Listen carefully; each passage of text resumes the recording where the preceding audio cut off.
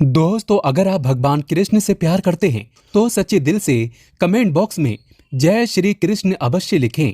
दोस्तों, जन्माष्टमी का हिंदू धर्म में विशेष महत्व है। जन्माष्टमी का त्योहार भगवान श्री कृष्ण के जन्म के उत्सव के रूप में मनाया जाता है। भाद्रपद माह के कृष्ण पक्ष के अष्टमी तिथि को जन्माष्टमी का पर्व मनाया जाता है। जन्माष्टमी का पर्व भगवान श्री कृष्ण को समर्पित है। दोस्तों, जन्माष्टमी के पर्व के दिन भगवान श्री कृष्ण का विशेष रूप से पूजा अर्चना की जाती है, व्रत आदि रखा जाता है।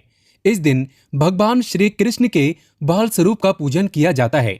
घरों में, मंदिरों में भगवान श्री कृष्ण के लिए झूले लगाए जाते हैं और जन्माष्टमी की रात 12 बजे जन्म उत्सव मनाया जाता है। इस पर्व को भक्तजन बड़े ही श्रद्धा के साथ और जोरों शोरों के साथ मनाते हैं। जन्माष्टमी का पर्व भारत ही नहीं अपितु विदेशों में भी बड़ी धूमधाम के साथ मनाया जाता है। जन्माष्टमी का पर्व बहुत ही खूबसूरत त्योहार होता है। दोस्तों, जन्माष्टमी के पर्व पर व्रत भी रखा जाता है। इस व्रत को व्रतराज कहा जाता है। माना जाता है जन्माष्टमी के दिन भगवान लड्डू गोपाल का पूजन करने से और सच्चे हृदय से व्रत रखने से भगवान लड्डू गोपाल की कृपा से सभी कष्टों और सभी संकटों से छुटकारा मिल जाता है। एक सुंदर पुत्र की प्राप्ति के लिए भगवान कृष्ण का व्रत अवश्य रखें। दोस्तों, जन्माष्टमी 2022 पूजा का शुभ मुहूर्त आइए जानते हैं। जन्माष्टमी तिथि 18 अगस्त 2022 दिन गुरुवार को है। अष्टमी तिथि का आरंभ 18 अगस्त दिन गुरुवार रात्रि 9:21 से है। जन्माष्टमी के दिन राहु काल 18 अगस्त दिन गुरुवार दोपहर 2:06 से 3:42 तक रहेगा। दोस्तों, निशित पूजा 18 अगस्त की रात 12:03 से लेकर 12:47 तक रहेगी। इसके अलावा निशित पूजा की कुल अवधि 44 मिनट तक होगी और इसका पारण 19 अगस्त को सुबह 5:52 के बाद होगा। अष्टमी तिथि की समाप्ति 19 अगस्त दिन शुक्रवार रात्रि 10:59 पर होगी। दोस्तों, आज हम आपको बताएंगे वो ऐसी कौन सी चीज है जिसे जन्माष्टमी पर घर में लाने से पितृदोष, काल सर्प दोष, ग्रह कलेश, किसी पाप का लगना, कर्ज का दोष होना, दुश्मन का सर पर नाचना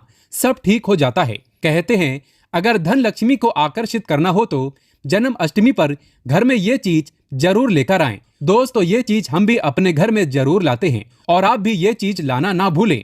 भगवान कृष्ण को इन चीजों से अति प्रेम है। दोस्तों, आगे बढ़ने से पहले अभी तक आपने हमारे चैनल को सब्सक्राइब नहीं किया है तो इस चैनल को सब्सक्राइब करके बेल आइकन जरूर दबाइएगा। दोस्तों, विशेष रूप से भगवान लड्डू गोपाल की पूजा रात्रि के समय रात 12 बजे की जाती है। ऐसे में हम जानते हैं ऐसी वो कौन सी चीजें हैं जिन वस्तुओं को जन्माष्टमी आने से पहले अवश्य ही घर में ले आनी चाहिए। भगवान लड्डू गोपाल का नाम आते ही हमारे मन में भगवान के बाल और युवा अवस्था की सुंदर छवि उभर कर आने लगती है। मस्तक पर शोभायमान मोर पंख और उनके अधरों पर बांसुरी मानो भगवान साक्षात रूप में दर्शन दे रहे हैं। दोस्तों, जन्माष्टमी की पूजा में भगवान का श्रृंगार भी बहुत अहम माना जाता है।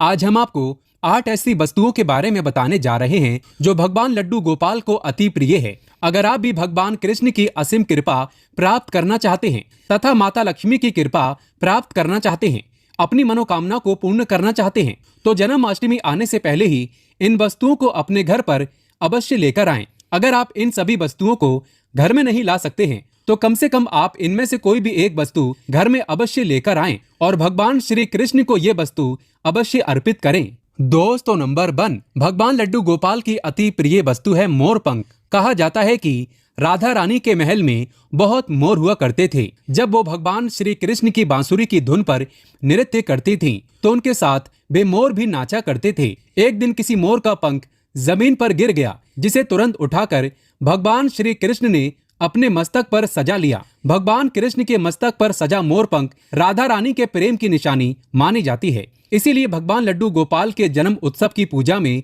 मोर पंखों से उनकी हवा किए जाने का चलन है। इसीलिए जन्माष्टमी पर मोर पंख अवश्य घर में लाना चाहिए। दोस्तों, एक अन्य कथा के अनुसार देवी राधा हर दिन मोरकुटी मंदिर के पास मोरों को दाना देने जाती थी। एक बार जब देवी राधा वहां पहुंची तो वहां पर एक भी मोर नहीं था। राधा रानी उदास हो गई। कान्हा ने देवी राधा को प्रसन्न करने के लिए स्वयं मोर रूप धारण कर लिया और वहां पहुंच गए। राधा रानी कान्हा का ये रूप देखकर बहुत प्रसन्न हुई। दोस्तों, मोरकुटी मंदिर में मोर रूप में आज भी राधा कृष्ण की पूजा होती है। इसीलिए भगवान श्री कृष्ण को प्रसन्न करने के लिए जन्म अष्टमी की पूजन में मोर पंख अवश्य ही शामिल करना चाहिए। हिंदू मान्यताओं के अनुसार घर में मोर पंख का प्रयोग करने से अमंगल टल जाता है। विशेष रूप से कहा जाता है कि मोर पंख से बुरी आत्माएं पास नहीं आती। मोर पंख को भगवान लड्डू गोपाल ने अपने मुकुट पर स्थान दिया तथा सम्मान दिया। वास्तु के अनुसार मोर पंख घर से अनेक प्रकार के वास्तु दोष को दूर करता है और मोर पंख सकारात्मक ऊर्जा को अपनी ओर खींचता है। मोर पंख मोर के बाजू से अलग होने के बाद भी जीवित रहता है, तभी तो इसका सकारात्मक असर अपना काम तेजी से करता है। दोस्तों, दूसरी चीज है बांसुरी। भगवान राम की पहचान धनुष है, तो भगवान लड्डू गोपाल की बंसी। भगवान लड्डू गोपाल की मधुर बांसुरी की धुन सुनकर गोपियां उनकी ओर खींची चली आती थीं। भगवान लड्डू गोपाल की बंसी प्रेम और आनंद का प्रतीक है। बाल कृष्ण गोपियों के साथ बंसी बजाकर रास रचते थे और सृष्टि में प्रेम का संचार करते थे। दोस्तों, जन्म अष्टमी के दिन भगवान श्री कृष्ण के श्रृंगार की सामग्री में बांसुरी को शामिल करने से गृहस्थी में प्रेम और आनंद आता है। भगवान कृष्ण को बांसुरी अर्पित करने के साथ ही आप अपने घर में बांसुरी को अवश्य ही लाएं। दोस्तों, माना जाता है कि जहां कहीं भी वास्तु दोष हो वहां बांसुरी लगाने से वास्तु दोष दूर हो जाता है। लेकिन ध्यान देना जरूरी है कि बांसुरी कभी भी सीधी नहीं लगाना चाहिए, बल्कि इसे हमेशा तिरछा लगाने से लाभ मिलता है। साथ ही बांसुरी का मुख हमेशा नीचे रहना चाहिए। इसके अलावा अगर दाम्पत्य जीवन में तनाव या फिर कलहपूर्ण वातावरण रहता हो तो सिरहाने में बांसुरी रखकर सोने से बहुत अधिक लाभ मिलता है। दोस्तों, तीसरी चीज है मोर मुकुट। ज्योतिषीय गणना के अनुसार ऐसा माना जाता है कि भगवान कृष्ण की कुंडली में काल सर्प योग था, इसीलिए वे सदैव अपने मुकुट पर मोर का पंख हमेशा धारण करते थे। मोर और सर्प में भीषण शत्रुता होती है, इसीलिए मस्तक पर मोर मुकुट धारण करने से काल सर्प दोष का योग कम होता था। भगवान की पूजा में उन्हें मोर मुकुट पहनाने से काल सर्प दोष का प्रभाव दूर हो जाता है। दोस्तों, चौथी चीज है माखन मिश्री। नंद के लाल गोपाल को माखन अति प्रिय है। कहते हैं जिस रात लड्डू गोपाल का जन्म हुआ उस रात नंदगांव की गोपियों ने सपने में देखा था कि लड्डू गोपाल माखन मांग रहे हैं। नंदलाल को माखन इतना प्रिय था कि वे बचपन में गोपियों की मटकियों से माखन चुराकर तथा मटकियां तोड़कर खा लिया करते थे, जिसकी वजह से इनका एक नाम माखन चोर भी है। दोस्तों, भगवान के भोग में माखन मिश्री को अवश्य ही शामिल करना चाहिए। प्रेम पूर्वक भगवान लड्डू गोपाल को माखन मिश्री का भोग लगाने से आरोग्य की प्राप्ति होती है, धन सुख समृद्धि की प्राप्ति होती है, धन लक्ष्मी आपके घर में धन की वर्षा करती है। भगवान लड्डू गोपाल को माखन मिश्री अर्पित करने से वे शीघ्र ही आपकी सभी इच्छाएं पूर्ण करते हैं। दोस्तों, पांचवी चीज है झूला या फिर पालना। भक्ति भाव के भूखे बाल गोपाल को जन्म अष्टमी पर झूला झुलाने की परंपरा चली आ रही है। ये ठीक उसी प्रकार से है जैसे बच्चे के जन्म के बाद उसे पालने में झुलाने से आनंद की प्राप्ति होती है, उसी प्रकार भक्तजन अपने प्रभु के बाल स्वरूप को पालने में झुलाकर भक्ति के परम सुख को प्राप्त करते हैं। दोस्तों, भगवान को झूला या पालना भेंट करने से प्रेम और आनंद की प्राप्ति होती है और एक नारी को भगवान लड्डू गोपाल की तरह ही एक सुंदर पुत्र की प्राप्ति होती है, जो कि ऐसा बालक भगवान लड्डू गोपाल की तरह ही मनमोहक होता है, सुंदर होता है, आकर्षण से भरा होता है। दोस्तों, छठी चीज है पीले वस्त्र। जन्म उत्सव के वक्त भगवान के बाल स्वरूप को पंचामृत से स्नान कराने के पश्चात पीले रंग के नए वस्त्र पहनाए जाते हैं। अगर आप भी इस बार जन्म अष्टमी का पर्व मनाने वाले हैं तो आप पूजा की सामग्री में पीले रंग के वस्त्रों को अवश्य ही शामिल करें। पीली चीजें अवश्य शामिल करें। भगवान को पीताम्बर वस्त्र अति प्रिय है, ये प्रेम और वैराग्य के प्रतीक है। दोस्तों, सातवीं चीज है गौ।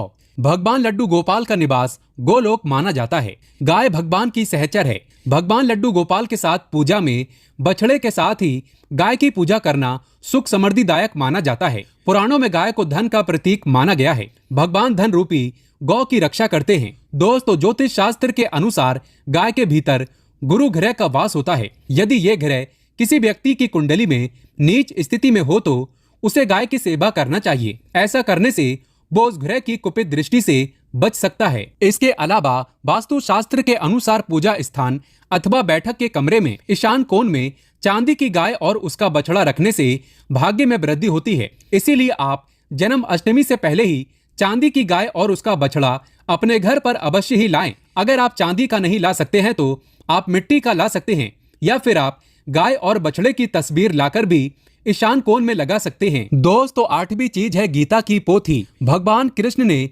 महाभारत के युद्ध के दौरान अपने प्रिय सखा और पांडवों में श्रेष्ठ धनुर्धर अर्जुन को गीता का उपदेश दिया था। गीता मोह से निकल के संसार को देखने का मार्ग बताती है। इसे भगवान श्री कृष्ण की वाणी कहते हैं, जो मनुष्य को मुक्ति का मार्ग और कर्म पथ पर चलने का ज्ञान देती है। दोस्तों, इसीलिए भगवान की पूजा में गीता की पोथी जरूर रखनी चाहिए और रात में जागरण करते हुए गीता का पाठ हर हाल में अवश्य करना चाहिए। जन्म अष्टमी के शुभ अवसर पर भगवान लड्डू गोपाल की असीम कृपा प्राप्त करने के लिए आप जन्माष्टमी से पूर्व ही इन चीजों को अपने घर पर अवश्य ही लेकर आएं और इन्हें भगवान की पूजा में शामिल करें। ऐसा करने से आपको भगवान लड्डू गोपाल की असीम कृपा प्राप्त होगी, धन लक्ष्मी की कृपा प्राप्त होगी। सभी देवी देवता दोनों हाथों से आपके जीवन में धन की वर्षा करेंगे। दोस्तों, अगर आप वाकई में भगवान कृष्ण को प्यार करते हैं तो सच्चे दिल से कमेंट बॉक्स में लिखें जय श्री कृष्ण। जन्माष्टमी की हार्दिक शुभकामनाएं। एक लाइक तो बनता है।